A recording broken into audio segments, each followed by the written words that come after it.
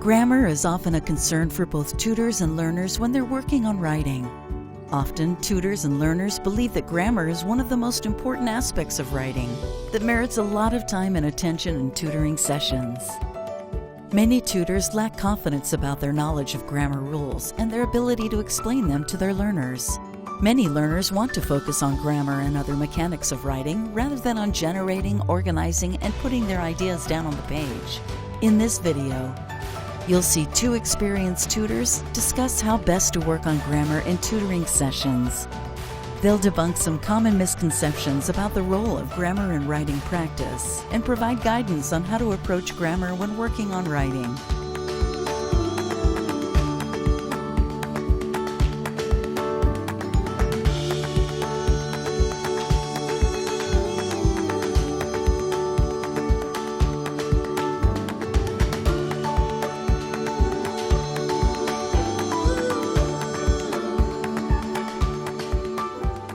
Victoria, it has been so long since we got to sit down and talk to each other, so I'm glad we have a chance to do that. And since we're together, I have some questions that tutors keep asking me, and I know we've both been tutoring a long time.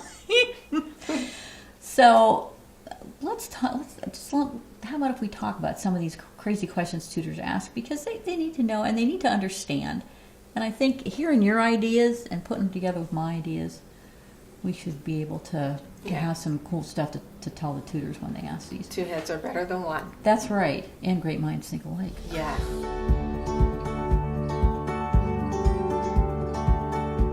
So one of the things is tutors sometimes, what exactly is grammar? I know, that is the question of the century, because really, what is it? But it's a system of rules that are particular to a language. Yeah, it's like that whole system of how things are structured. Right. You know, when I think about the systems and the structures, so for what I think about as an example is, in English, we put adjectives before nouns. We say the big brown dog.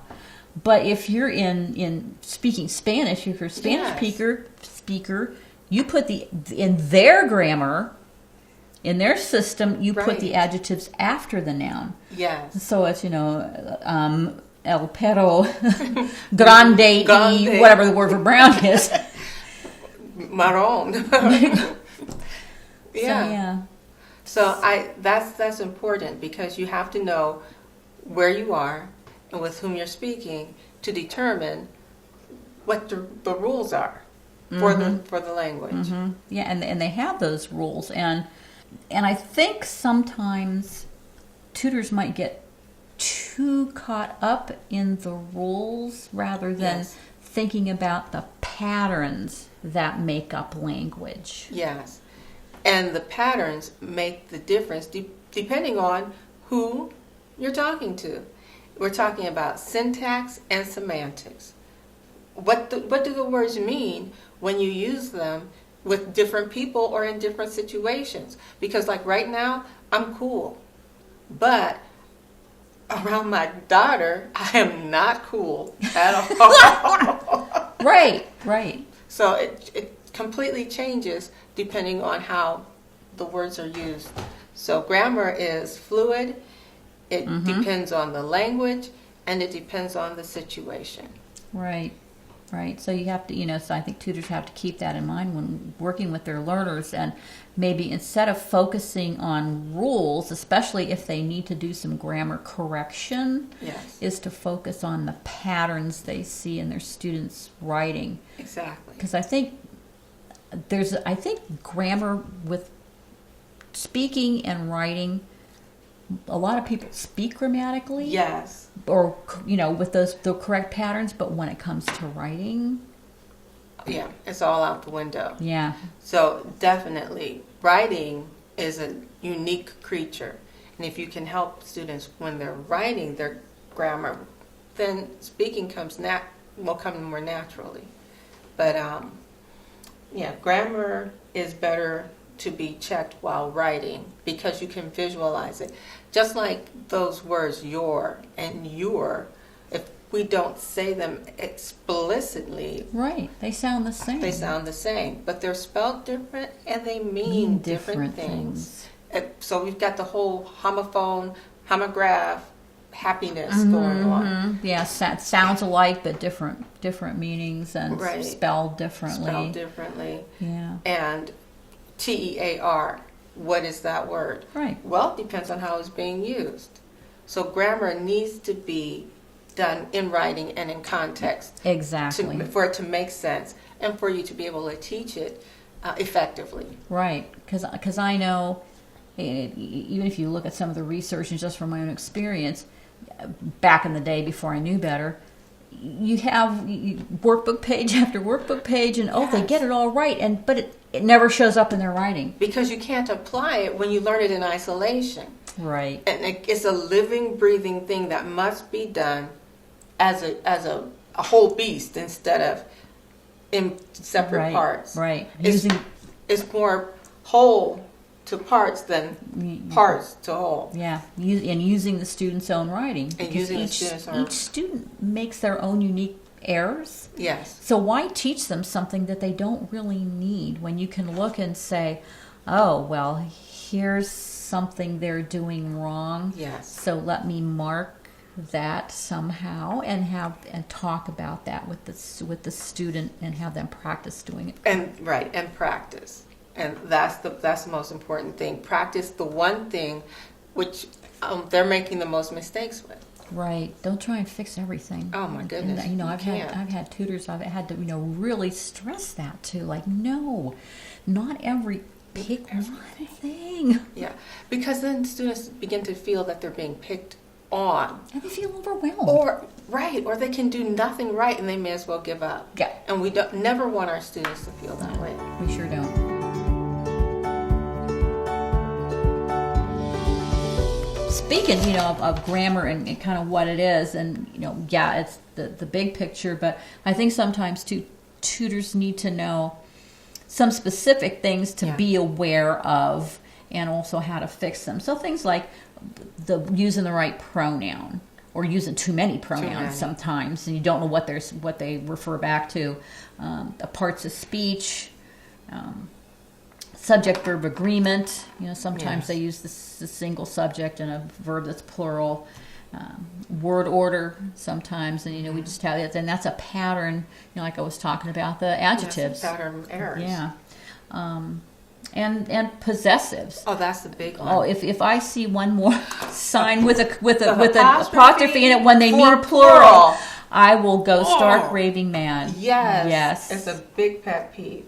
I was working with Amanda, and my student, Amanda, she was having problems with a and an. Okay, I've had some learners with that with that issue. A apple. I want a apple. Like, oh, you don't hear that? That's not quite right. Yeah. These are some of the errors that Amanda made with a and an.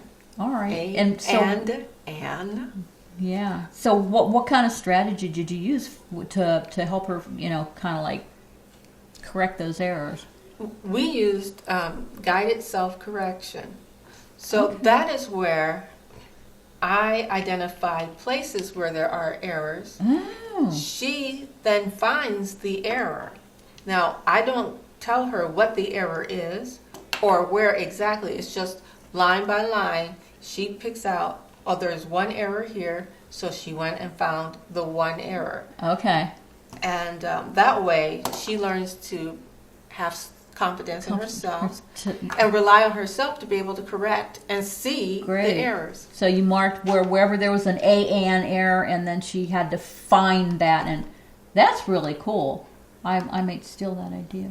Oh, you can have it. I got it free. That's great.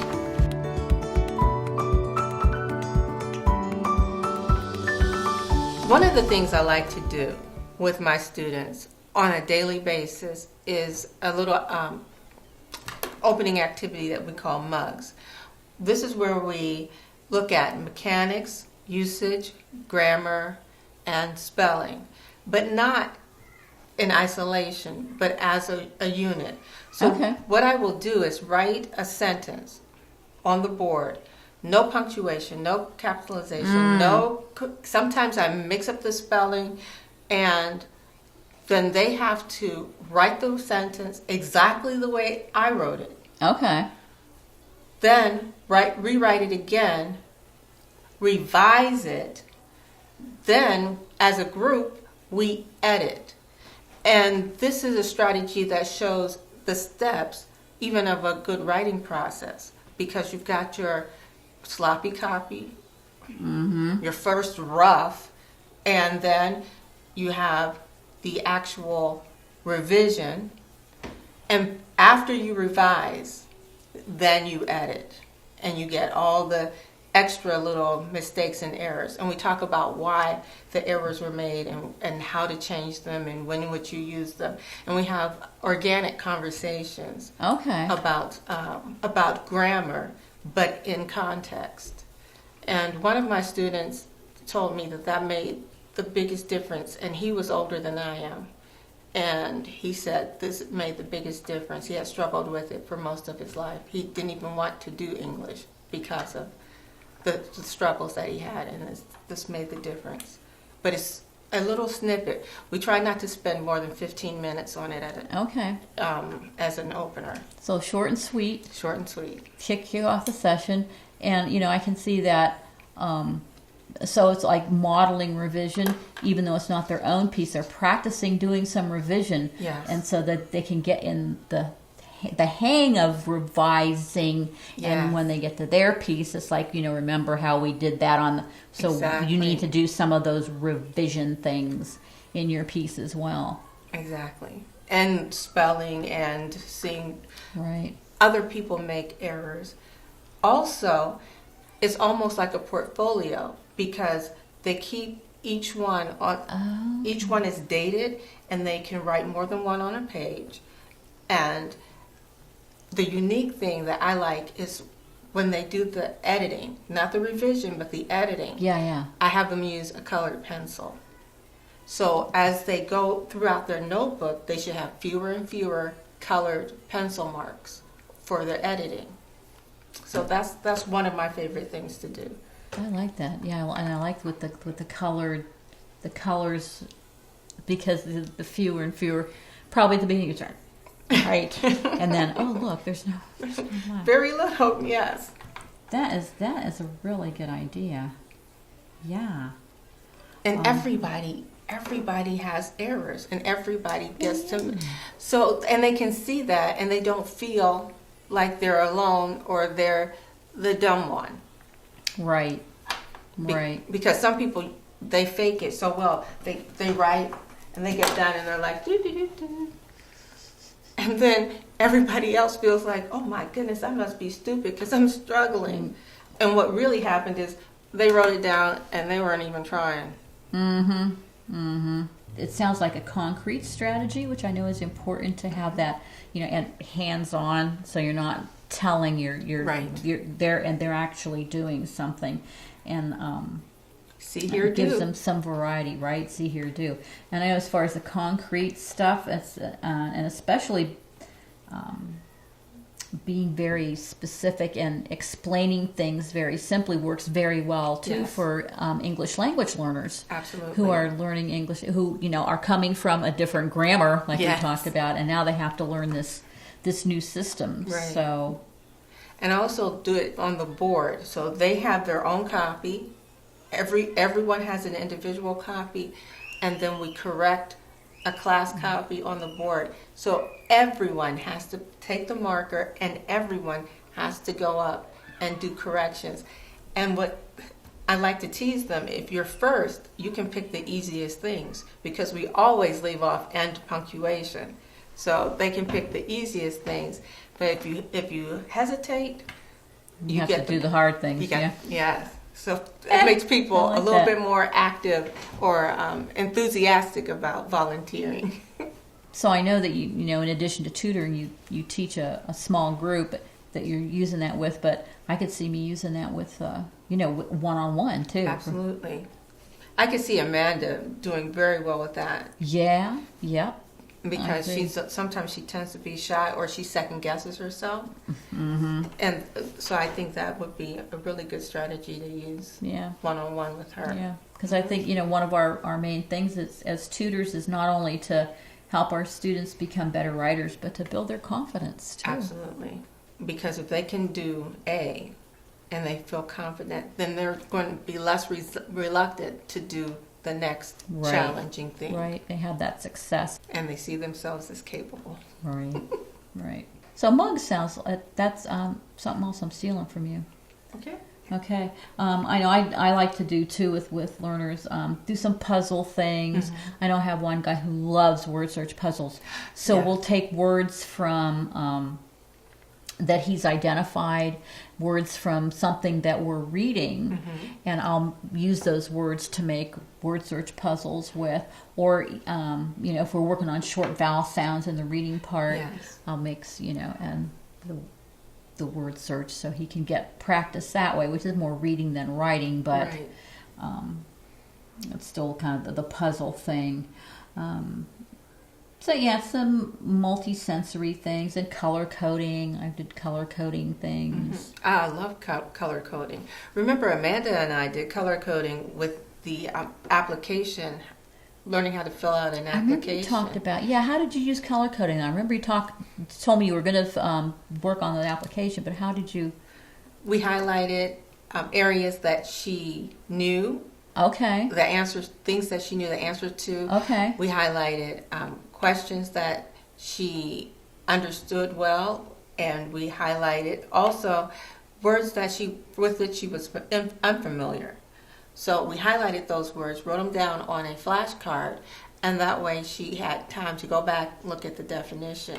But she identified those areas on that application that would be either problematic or easy for her. Okay, so different colors then? Different colors for each area. For the knew it, color for the going to have trouble with it, and then a color for some words she wanted to practice, maybe spelling or definitions. And absolutely. I like that, that's for visual learners, that's extremely useful. Right, those different colors. Right, and the kinesthetic learners to actually do it. Right, the highlighting. Yes. And writing those words on the index cards, Yes. Yep.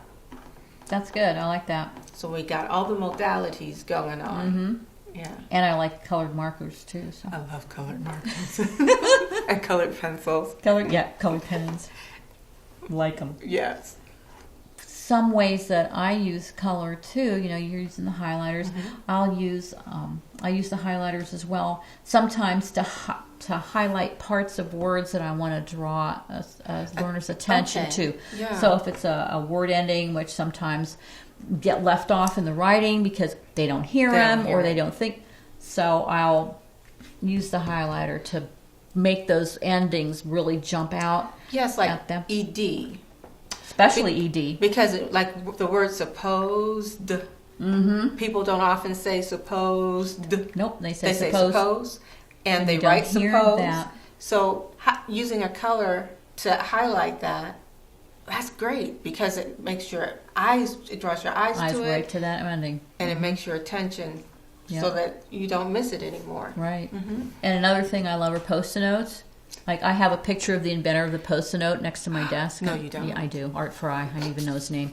So, but I'll, write word parts or and can move them around. Oh, I like that. I think one of the ways we can use the Post-it notes, and especially the different colors. For example, Amanda has Google says is okay. It is a big ball of frozen stuff. So we can cover stuff. Okay. And we can either use it as a synonym activity to find, as a vocabulary builder, to find other words for stuff. Okay. Especially since there's a pattern of her using that particular word. Or we can say, hey, yellow Post-it notes are for nouns. Can you find another noun to fill in that space? And then we can move it around and identify other nouns and use it in different places. Okay. That makes good sense. And then so like if you were going to work on the adjectives, that might be pink. So frozen, what's another adjective? Or where's some other adjectives? Put a post-it note on all the adjectives or stuff. Yeah. Yeah, because it doesn't have to be frozen. It could be fiery. Right. And that would be a descriptor. But because it's in front of a noun, fiery would be an adjective. Yeah, and stuff is pretty, vague. Yes. Vague. So, not only is she learning some parts of speech, she's also building her vocabulary. It's going to make her writing so much better because she'll get used to thinking of better words to use for what she's trying to say. That's good. Well, yeah. They work too for sentence combining activities. Oh, yes. You're familiar with that. They really do. Post-it notes or cutting things up and moving around different colors for parts of speech. So if you want to call attention to the conjunctions you're using for the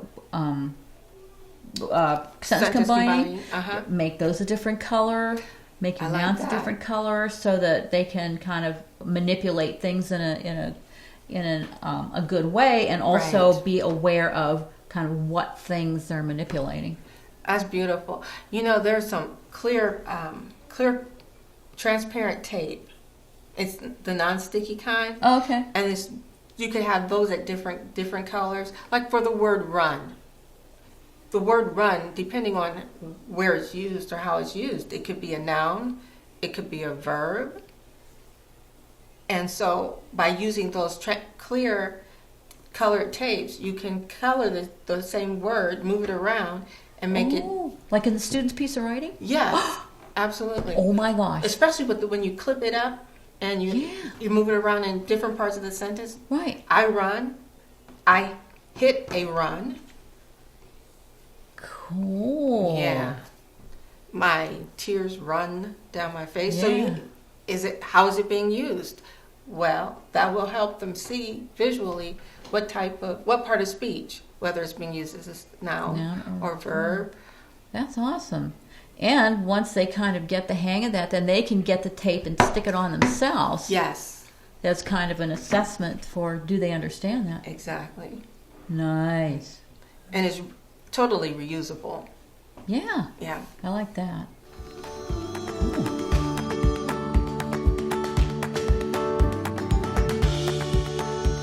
One thing I found, Victoria, is that it's helpful it was helpful for me, and I always recommend this to other tutors, is that they should have some kind of a resource for themselves to help them teach the grammar. So I don't know everything about grammar, and sometimes I have questions like, where does that comma go? Right.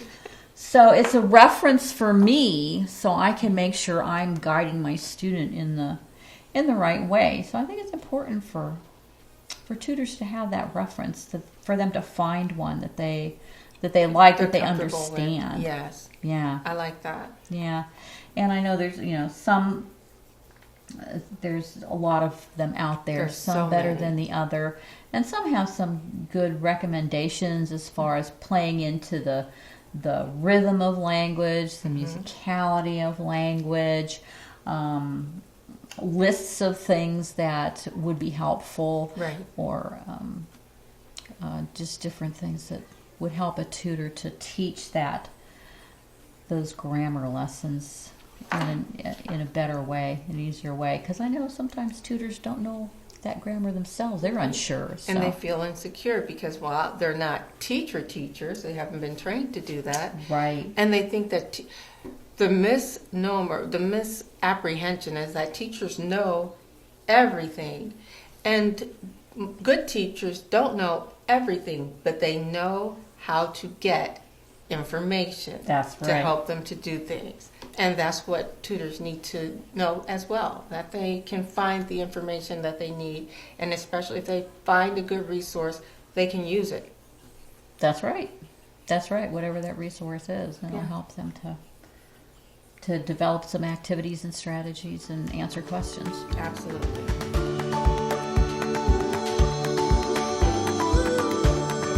One of the things I also like to do, especially when I'm meeting a learner for the first time, is get a writing sample from them. Yep. But not something that I contrived, but tell me a little bit about your family, or what is important to you, or if you could go anywhere in the world, where would you like to go, and have them express themselves in writing, and then use that writing as a way to establish a pattern and to look for specific things that we can work on grammatically. That is a focus, and we work on that thing over a period of time. Okay, so give them a little prompt so they have something to respond to, and Yes. And yeah, I like that. So we get to know each other, plus I get to know what their needs are as far as writing Yeah. and grammar. I did a thing when I was teaching study strategies in college. I would get a writing sample, and my question would be, "You are here," and I'd have a big circle around where the campus was, and it's in the city. You know, why are you here? What do you hope to achieve? And just some questions like that. So. Yeah. Or how do you get from here to where you want to go? Yeah, that's another good one too. Yeah. I like that.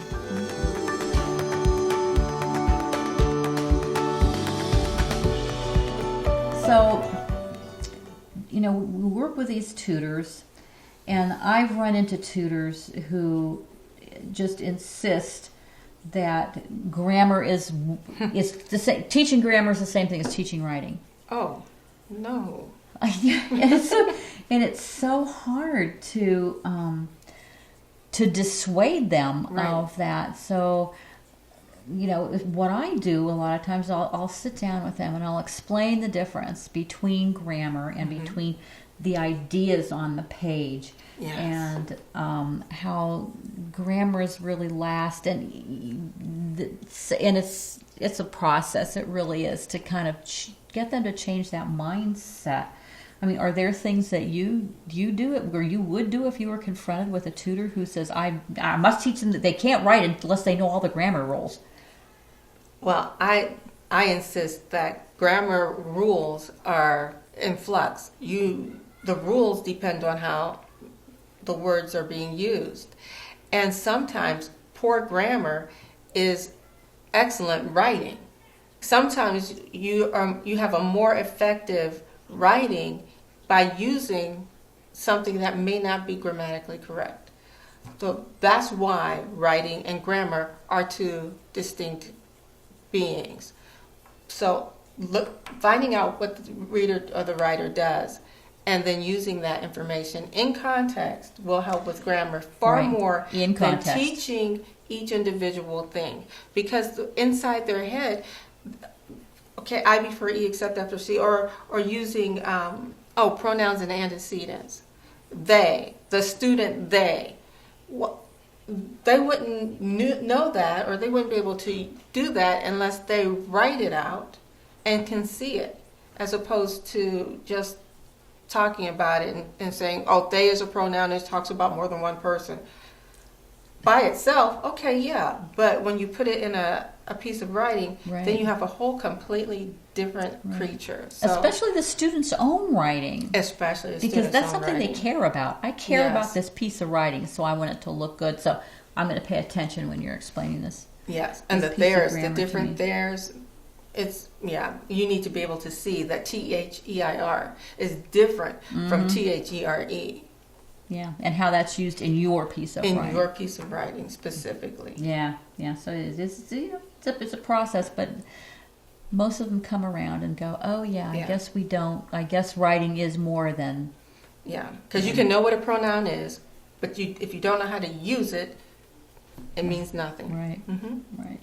And then sometimes the same thing happens with a learner. I've had a couple learners who said, well, I want to learn all the grammar rules. It's like, well,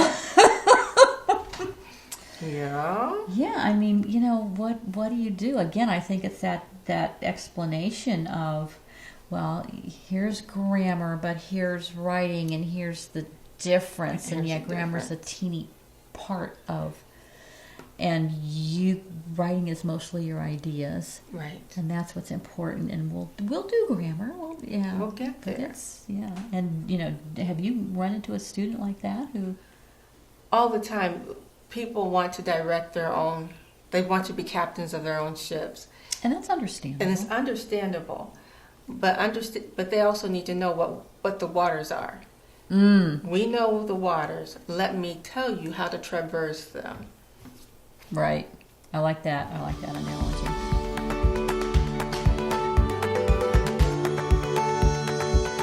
Another thing tutors ask me, how much time should I spend on, should I do the whole, and I was like, don't do the whole, please, no, not the whole time.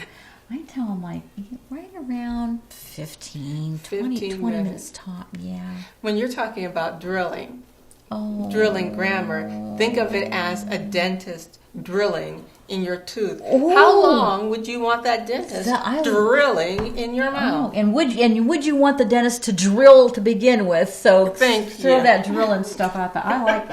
I'm gonna have to remember that, the dentist thing, because that's as much as necessary, but as little as possible.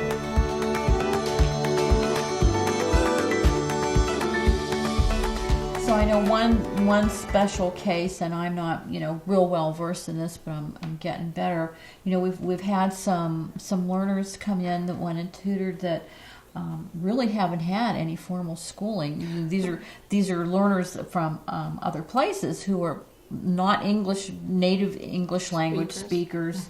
They haven't had really any formal schooling in the countries they came from. Okay.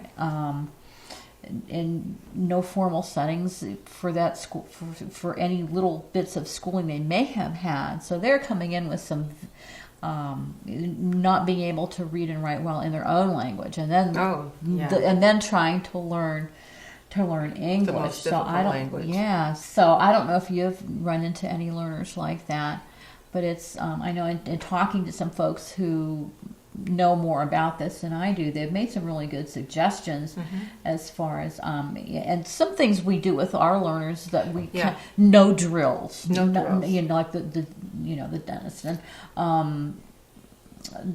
don't not the names of parts of speech, because that's just but using them effectively concepts to them, but learning how to use the language. Right. So I know one thing that is recommended is to use the student's own words. So language experience, and we do that sometimes with our reading students who are low level.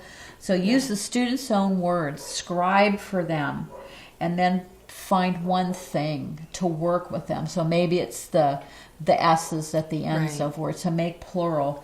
So use their words, because they know those words because they're using language. them. Right, they're using those words, and then do some activities using what they've written. One thing might be to work some of the nouns from their story.